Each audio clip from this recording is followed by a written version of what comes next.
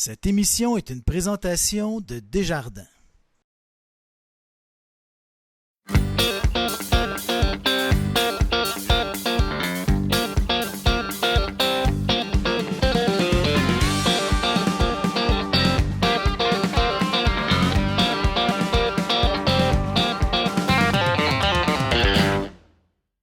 Bonjour, ici Marie-Andrée Dupéré et bienvenue à votre bulletin de nouvelles de Télécœur de la semaine. Aujourd'hui, on commence avec un reportage à Sainte-Eulalie qui lance un SOS pour sauver son église. On en discute avec Suzanne Mailly, Lise Bissonnette et Réal Desharnais, tous trois bénévoles.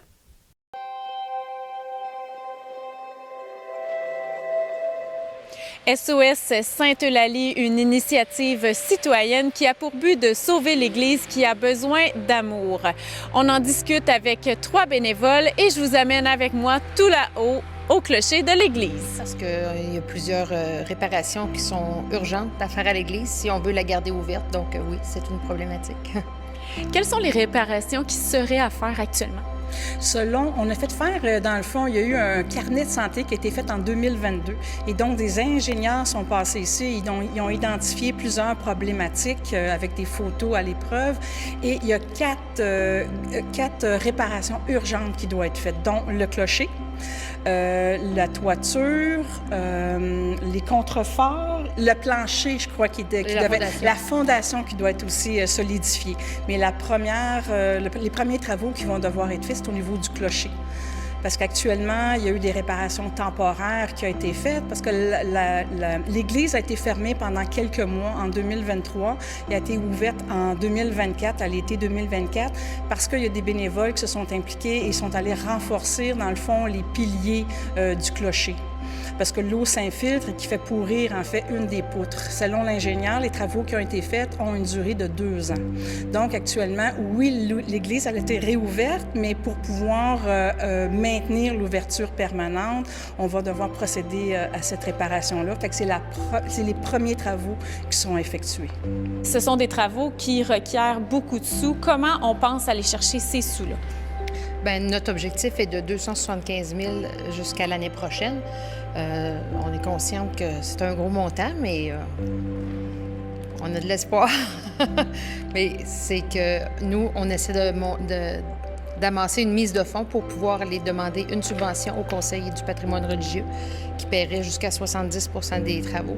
C'est des subventions qui peuvent se demander à chaque année, donc on n'est pas obligé d'avoir le montant complet pour faire une demande. Aussitôt qu'on va avoir assez de sous, on va faire une demande qui se fait toujours au printemps. Donc, l'objectif, c'est de faire la demande l'année prochaine. Une première demande, en tout cas.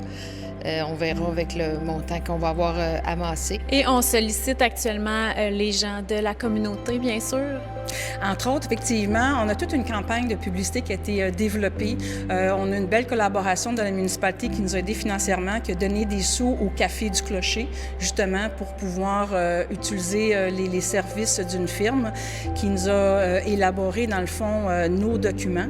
Donc, on a effectivement des documents qu'on a commencé à distribuer face à ça. On a aussi une affiche, une pancarte là, qui est devant l'église avec comme un thermomètre là, où on voit justement les sommes qui vont être cumulées jusqu'à l'atteinte de notre objectif.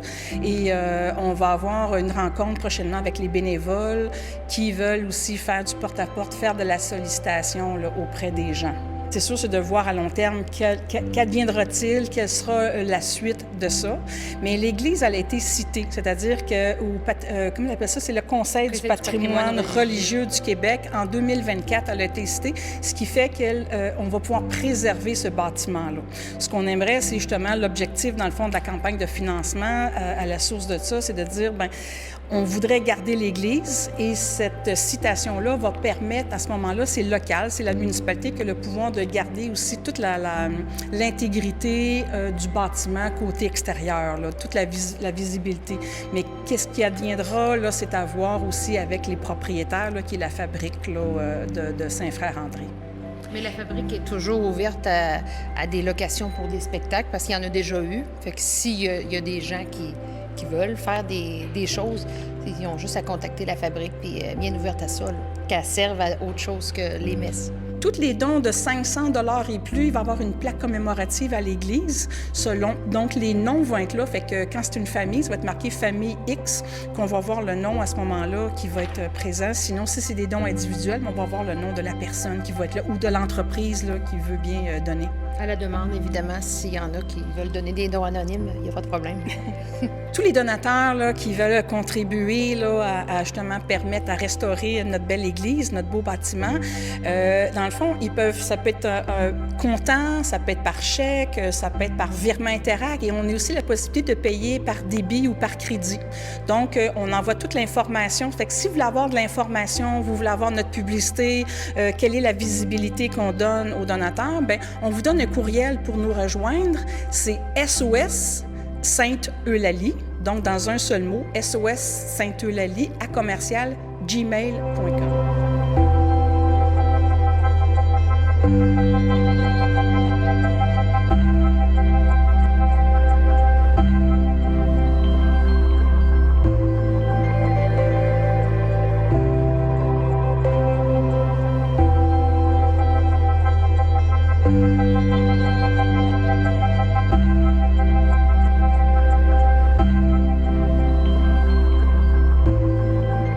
Réal Desharnais. Je demeure à Sainte-Eulalie depuis 30 ans.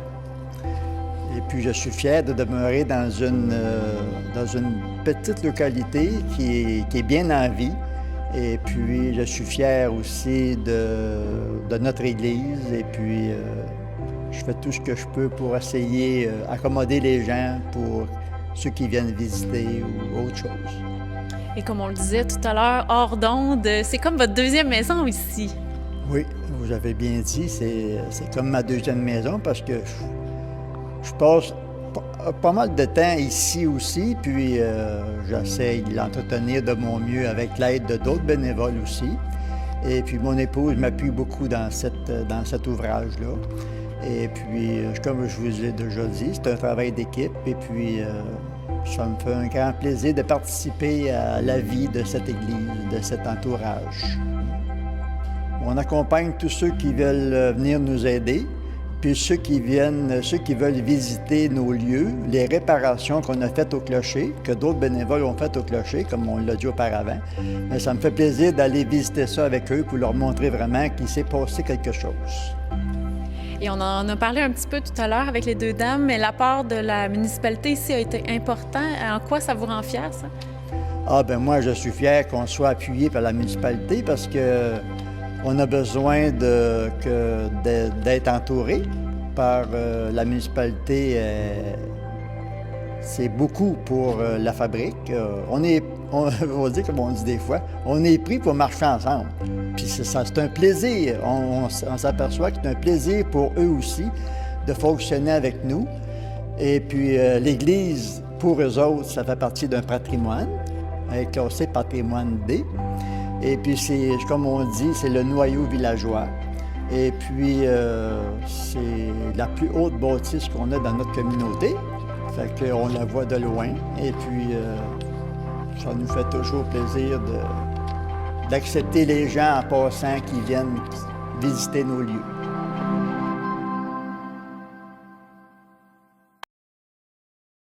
On retourne dans le temps avec ce reportage de Lynn Richard qui nous présente l'édition 2025 du Carnaval d'Aston.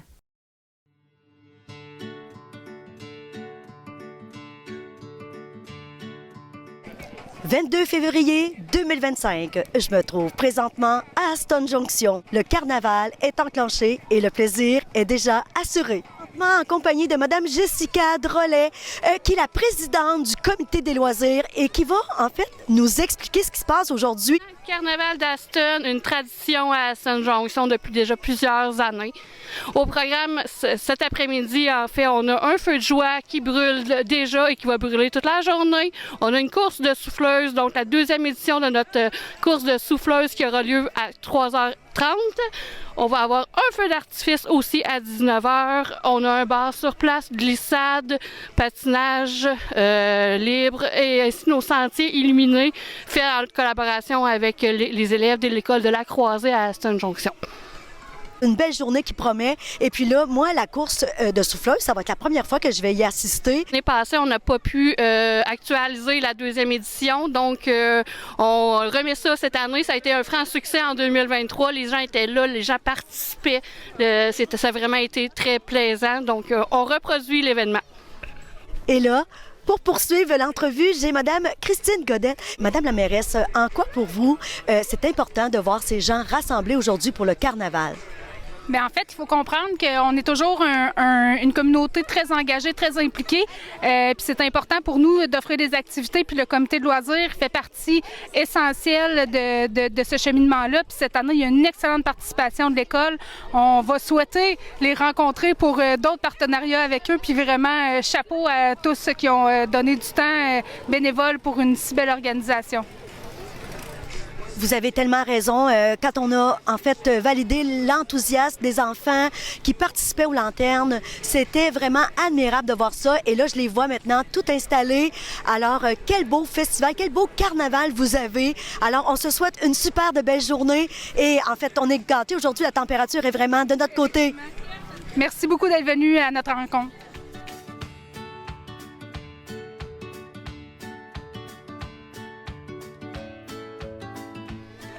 Là, j'ai un concurrent de taille pour le concours de souffleuse. Monsieur Michel, dites-moi donc comment ça fonctionne un concours de souffleuse. Là, on va avoir le parcours, un trajet peut-être bien une centaine de pieds de long à souffler, puis le premier arrivé au bout. Il faut souffler à la neige. D'accord. Dans le fond, c'est un concours de vitesse, là. Oui, un concours de vitesse et d'habileté à piloter la souffleuse, parce qu'il y a beaucoup de défis. Parce que oui, il y a des défis, mais j'imagine qu'il faut que les souffleuses soient pas mal tous du même calibre. Non, je pense qu'il n'y a pas de réglementation là-dessus. Moi, j'ai une vieille brette qui a au moins 40 ans, puis elle en a encore dedans, fait qu'on va clencher mon voisin. Mon but, c'est pas de gagner, c'est de clencher mon voisin. C'est donc bien le fun. Dites-moi donc, vous êtes combien de concurrents? Pour le moment, je pense qu'on est 5, là, à peu près. Là. Je peux pas vous dire plus là, comment il y en a. Bonne chance, puis j'ai bien hâte de voir ça. Merci beaucoup, puis Sylvain, je vais te clencher, mon homme. Salut bien. Alors là, j'ai deux autres concurrents qui vont bientôt participer à la course de souffleuse. Puis moi, ma question, c'est est-ce qu'on doit se préparer pour participer à un concours de souffleuse? Ben oui, moi je me suis préparé, j'ai peaufiné ma technique pour gagner quelques secondes à chaque pied. Comment vous faites ça, là? Quand j'ai du temps, je me promène avec dans le cours chez nous. Hey, c'est un beau hobby, ça. Je sais pas qu'est-ce qu'en disent les voisins. Je sais pas. Ben moi aussi, je me suis pratiqué quand même pas mal avec ma souffleuse dans ma cour. Par contre, mon concurrent ici, à ma gauche, m'a un peu fragilisé. Il est venu passer dans les dernières tempêtes dans ma cour, donc j'ai pas eu le choix. J'ai manqué de pratique un peu, donc si je perds aujourd'hui, c'est à cause de lui, mais il a bien réussi quand même, sa manigance. Eh ben, écoutez, moi, j'ai très, très hâte de voir ça. Alors, je vous souhaite bonne chance à tous les deux.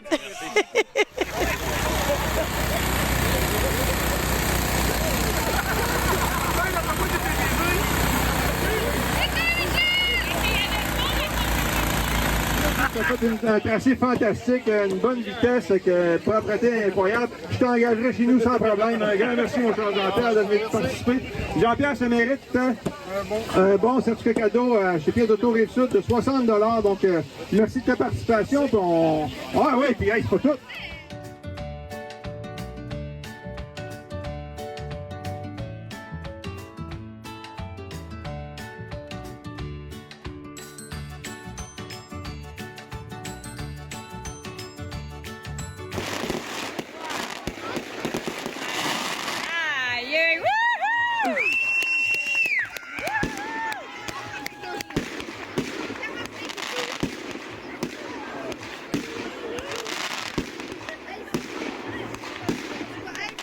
Et c'était Lynn Richard pour Télécœur.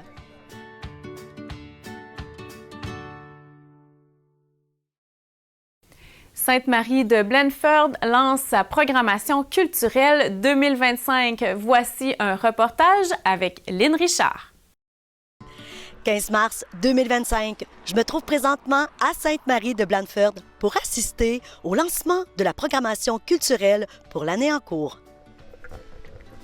Et pour nous en parler, Sophie Millette, directrice générale, secrétaire trésorière. Bien, bonjour tout le monde. Aujourd'hui, on fait notre première activité. C'est un dévoilement de toutes les activités culturelles, communautaires, sportives pour l'été, dans le fond, de avril jusqu'en septembre. Aujourd'hui, notre première conférence, Menaces sur les lacs, qui est accessible à tous, a été diffusée sur les réseaux sociaux, dans la communauté et partagée là, à travers la MRC de Bécancour.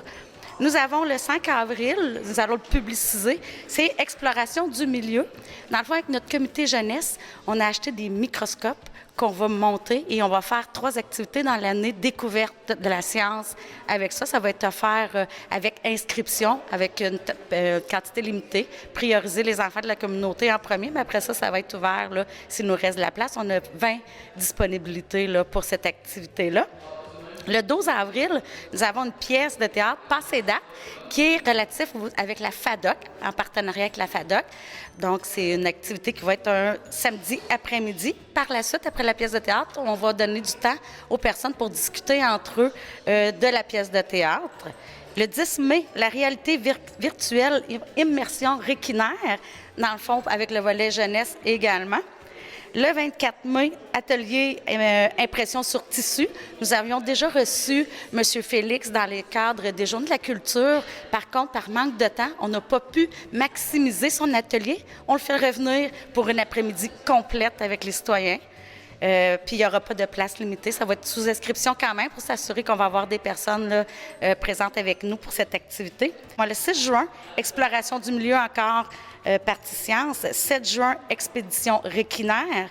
21 juin, typhon, cachalot grandeur nature. Ça va être une activité extérieure avec un cachalot soufflé géant dans la patinoire ici au Centre Marylandais.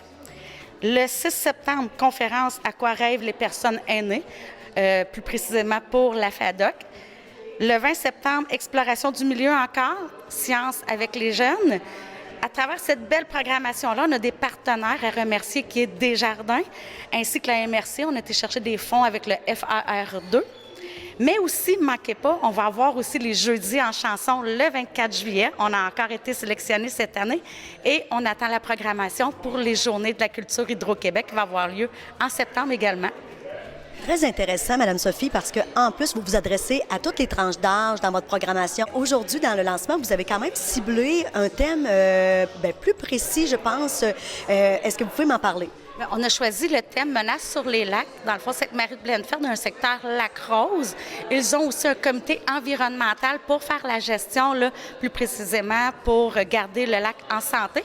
On trouvait que ce soit bien de conscientiser toute la communauté à notre lac à Sainte-Marie de Blenford.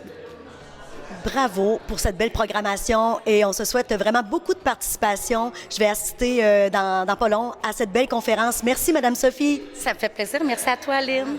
La plupart des activités de cette programmation ont été sélectionnées par le comité jeunesse. Puis, merci à tous d'être venus aujourd'hui. Aujourd'hui, on a une conférence sur les menaces sur les lacs.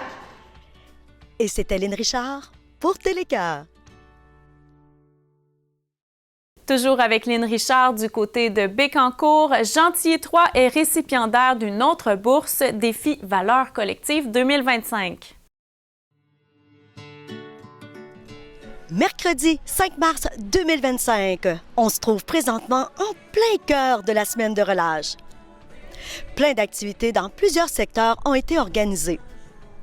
En collaboration avec la ville de Bécancour et le Moulin Michel de Gentilly, des membres du G3 ont rassemblé des jeunes pour réaliser un beau projet. J'ai Carmen Crochicchio avec moi. Et là, écoute Carmen, raconte-moi ce qui se passe. Alors, nous, on fait un camp de relâche où on apprend à des jeunes à coder et à faire leurs jeux vidéo sur un site qui s'appelle Bloxel. Ils ont beaucoup de plaisir. Le jeu qu'on va développer, ça s'appelle « Je réponds à l'appel ». C'est une réponse de la poésie de David Goudreau. Chaque niveau du jeu vidéo s'inspire d'un poète québécois cité par David Goudreau. Celui du Moulin Michel, par exemple, c'est Gaston Miron.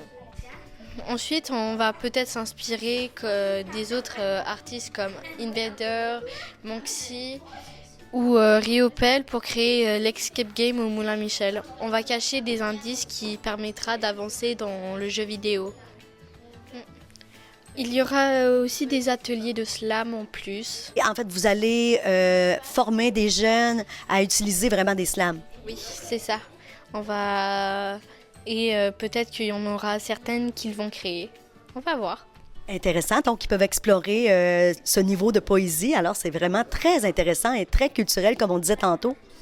Rappelons, Carmen, que tout est parti, en fait, du premier prix de valeur collective que vous avez gagné là, à l'automne 2023, où vous avez fait la conception des jeux et aussi le combo là, du spectacle créé par Mandoline. Oui, c'est ça. C'est là-bas qu'on s'est rencontrés. Alors là, j'y vais avec toi maintenant, Dante, parce que toi aussi, tu as été formé comme pour être coach, pour accompagner les jeunes dans ce projet-là. Vous avez déjà là, fait la conception de la partie 1. Pour l'instant, on doit faire les 12 niveaux de notre jeu. Et et nos niveaux vont se dérouler à des endroits mythiques de Bécancour. Donc, les jeunes vont se promener dans la région, en fait, les 12 régions qui auront été ciblées, puis ils devront débloquer, en fait, le jeu. Donc, ils doivent trouver des indices. C'est exact. Et en allant aux endroits, ils vont savoir où ça va être quoi les indices qui vont leur permettre de continuer le jeu. Wow, c'est très bien. Puis ce que j'apprécie beaucoup dans votre projet, c'est vraiment à saveur culturelle. Donc, vous utilisez des citations, puis les jeunes vont pouvoir les insérer dans les jeux. C'est vraiment très intéressant.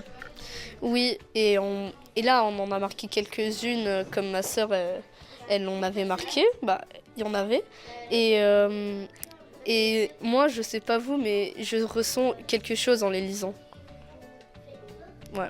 Alors, vous voulez faire vivre des émotions à travers tout ça? C'est exact. Alors là, j'ai avec moi Coralie qui est en train d'expérimenter ce que Carmen et Dante lui ont en fait enseigné. Est-ce que tu peux m'expliquer un petit peu, Coralie, ce que tu es en train de faire? En fait, ça, c'est comme pour... ça, tu marches dessus. Ça, c'est l'eau. Coralie, c'est vraiment toi là, qui a préparé, en fait, ton univers. Là. Dans le fond, tu avais déjà ces options-là d'insérer. Puis là, toi, tu es en train de créer l'univers. Donc, tu te pratiques à faire le prochain jeu là, qui va être officialisé là, pour le gros projet. Là. Tu trouves ça difficile, toi, concevoir un jeu vidéo? Oui et non, parce que tu le crées et tout. Et après, du coup, c'est à toi de jouer sur ton propre jeu vidéo. Merci, Coralie, d'avoir partagé ta belle expérience.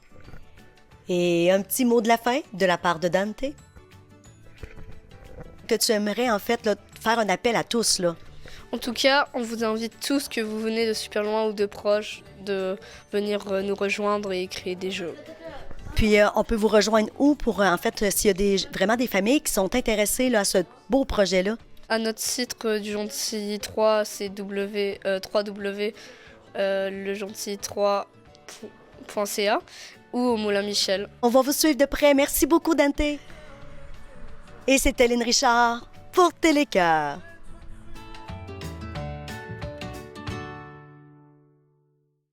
L'Association des personnes handicapées de Nicolet-Yamaska annonce dans ce reportage un 4e souper-spectacle au bénéfice de ses membres.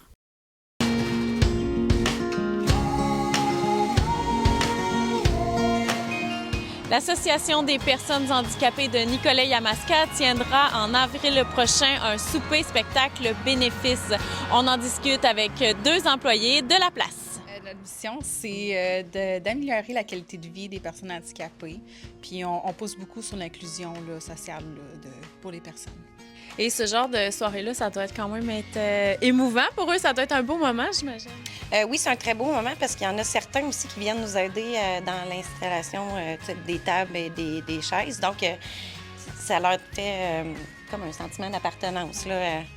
C'est leur soirée. Un beau rassemblement, dans le fond, de la part des membres, des partenariats, des amis, de la famille. C'est un événement pour réunir tout le monde. En quoi c'est important pour votre organisation d'avoir ce genre d'événement? C'est une activité d'autofinancement qui nous permet d'offrir plus d'activités gratuites à nos membres pour leur permettre de vivre plein de belles expériences sans avoir à débourser. Qui dit souper-spectacle dit qu'il va y avoir un chansonnier. Qui ce sera? Ça va être à PLME cette année encore. C'est la 3e année, je crois, qu'il vient faire un spectacle d'environ 1 heure à 1h15 à peu près. On encourage fortement les gens à venir rencontrer l'équipe, mais aussi les membres là, qui vont être présents. Et ça va se faire à quel endroit et où est-ce qu'on peut se procurer ces billets? Dans le fond, le souper-spectacle va se faire à la salle communautaire d'Odanak au 58 rue Wabanaki. Puis pour se procurer des billets, mais vous pouvez aller sur notre Facebook, Association des personnes handicapées de Nicolas-Yamaska, où on va aller poser aussi quelques affiches dans les dépanneurs avec un code QR pour qu'ils puissent acheter les billets.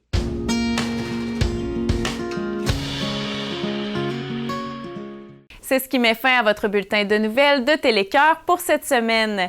En attendant la semaine prochaine, je vous invite à aimer notre page Facebook Les Amis de Télécœur ainsi que tous nos réseaux sociaux pour y voir nos reportages, nos émissions ainsi que notre programmation. C'était Marie-André Dupéré et je vous remercie d'avoir été des nôtres.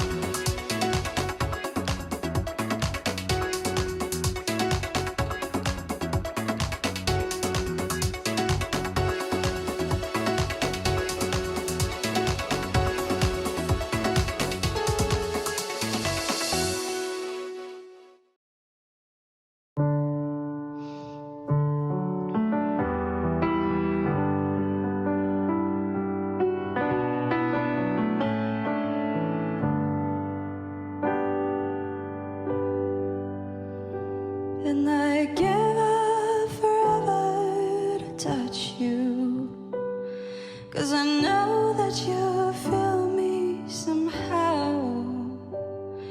You're the closest to heaven that I'll ever be, and I don't wanna go right now.